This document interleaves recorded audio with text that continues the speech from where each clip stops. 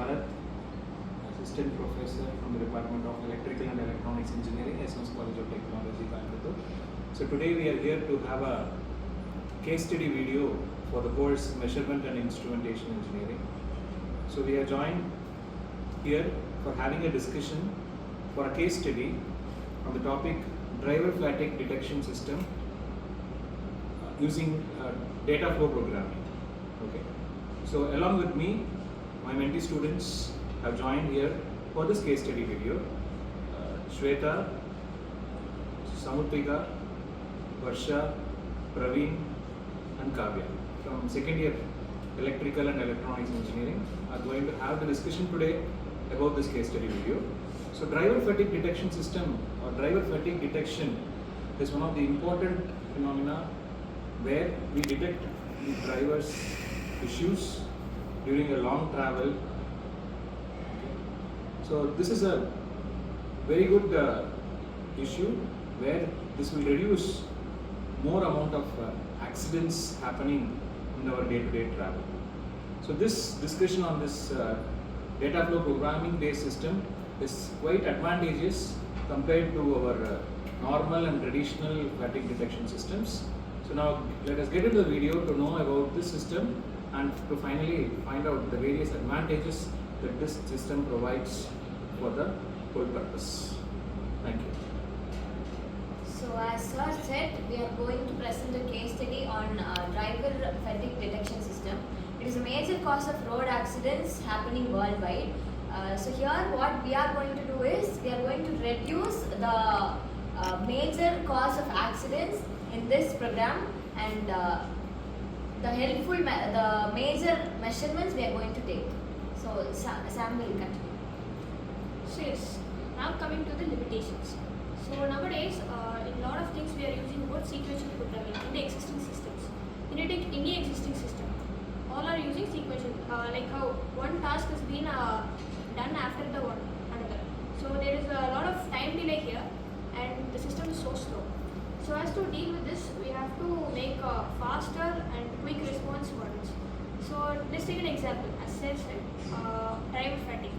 So when we find a mistake, like after a time, even a millisecond difference can also cause a lot of problems. They take health monitoring. A few milliseconds can also lead to risk in the life. So there is a lot of problems here due to the sequential programming, because tasks are done one after another. So nowadays, all systems are becoming complex and dynamic. So we have to build systems that execute faster and smoother ones. That's about it. So the solution for this problem is using data flow programming. So in this case, it uses the data coming in and not step-by-step order. So let's consider, it works on the data coming in, immediately works on it.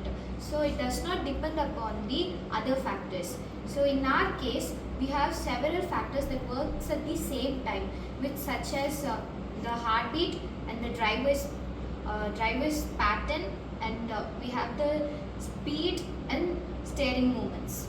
So all these are monitored together and not step by step. So if the system detects any fault, it immediately stops and takes action such as sending an alert. So these are the proposal solution. Working system. In this system, data from sensor is continuously fed into the processing, and each processing is directly and independently, and when the data is available. This ensures that parallel processing and limitations unnecessary delays. So this makes the high efficiency and reliable. So finally, the result and the conclusion: the system successfully ensures that driver fatigue and driver fatigue through more reliable. It ensures a real-time monitoring system. The real-time monitoring system ensures early alert to the driver. So the early alert to the driver can help early through the accident, and it is more reliable. So finally, can we expect this all in public transport logistics? Thank you. We had a very good discussion regarding the driver fatigue monitoring system and alert system using data flow programming. So this shows various advantages compared to the traditional methods and how a driver fatigue is detected, so it will reduce and avoid the accidents in the overall part of the system.